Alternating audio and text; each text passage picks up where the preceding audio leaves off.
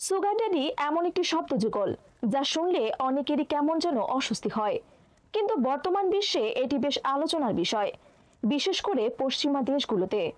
তবে ধীরে ধীরে উপমহাদেশেও এর ছায়া পড়েছে। সুগার ড্যাডি বলতে বোঝায় বয়স্ক পুরুষ যারা আর্থিকভাবে সমর্থিত এবং তারা আর্থিক সামর্থ্য দিয়ে সঙ্গীকে কিনে নেন, এমনকি যৌন সম্পর্ক গড়ে তোলেন। এই সম্পর্ক মূলত চুক্তির মতো। এটি কোনো প্রকার ভালোবাসা কিংবা আবেগ প্রকাশ করে না। বিস্তারিত প্রতিবেদনে। সুগার ড্যাডি একটি শব্দযুগল যা শুনলে কেমন জানি অস্বস্তি হয়, কিন্তু বর্তমান বিশ্বে এটি বেশ আলোচনার বিষয়, বিশেষ করে পশ্চিমা দেশগুলোতে।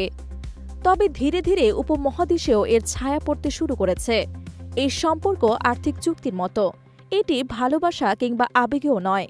সুগার ড্যাডি হল এমন একজন বয়স্ক পুরুষ যিনি নগদ অর্থ, দামি উপহার কিংবা সম্পদের বিনিময়ে তার চেয়ে বয়সে ঢের ছোট কোনো নারীর সঙ্গে সম্পর্ক করেন। হতে পারে সেই ব্যক্তির স্ত্রী সন্তানও আছে, কিংবা ডিভোর্স হয়ে গেছে, অথবা এসবের কিছুই নন। এখানে বয়সের পরিপক্কতা ও অর্থনৈতিক স্ট্যাটাসের কারণে ধনী ব্যক্তিটির সম্পর্কে প্রভাব বিস্তার করেন বেশি। অন্যদিকে মমি ট্রেন্ড এর উল্টো, কম বয়সী তরুণেরা তাদের চেয়ে ঢের বেশি বয়সের নারীদের সঙ্গে সম্পর্ক স্থাপন করেন। এই নারীরা হয়তো বিবাহিত, ডিভোর্সি অথবা এসবের কিছুই নয়, কেবল বয়সী প্রেমিকের চেয়ে ঢের বড়। এই প্রেমিকেরা তাদেরকে মমি প্রেমিকাদের মধ্যে আবেগ বিষয়ে পরিপক্কতা, মায়ের স্নেহ এবং শাসন খোঁজেন, পরামর্শ, আবেগময় সমর্থন চান। এটাকে বলে মমি ইস্যুজ। এখানেও বয়স্ক নারীরাই সম্পর্কে বেশি প্রভাব ফেলে। সুগার ড্যাডি ও মমি ইস্যুজ দুটি টার্মের সঙ্গে গভীরভাবে জড়িয়ে রয়েছে যৌনতা। সম্প্রতি কোনো দেশের সুগার ড্যাডির সংখ্যা কত তা প্রকাশ করেছে স্ট্যাটিস্টিয়া এশিয়া।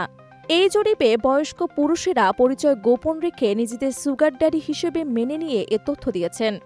এক্ষেত্রে সর্বপ্রথম তালিকার শীর্ষে আছে ভারত। ভারতে সুগার ড্যাডির সংখ্যা কমপক্ষে 3,38,000। দ্বিতীয় অবস্থানে আছে ইন্দোনেশিয়া, সেখানে তালিকাভুক্ত সুগার ড্যাডির সংখ্যা 60,250। তৃতীয় অবস্থানে রয়েছে মালয়েশিয়া ও জাপান, যেখানে তালিকাভুক্ত রয়েছে 32,500 জন সুগার ড্যাডি। তবে সর্বশেষ বলা যায় বাংলাদেশও নাকি একই পথে হাঁটছেন বলে মনে করছেন বিশ্লেষকরা। সুগার ড্যাডি প্রবণতা সমাজের জন্য কতটা ইতিবাচক? একটি সমাজ মূলত দাঁড়িয়ে থাকে ভালোবাসা ও মূল্যবোধের ওপর, তবে এমন সম্পর্কগুলো সেই ভিত্তিকে নড়বড় করে দিচ্ছে। তাদের স্ত্রী সন্তান থাকার পরেও তারা কেন এই পথ বেছে নিচ্ছেন তা নিয়ে গবেষণা করছে বিশ্লেষকরা।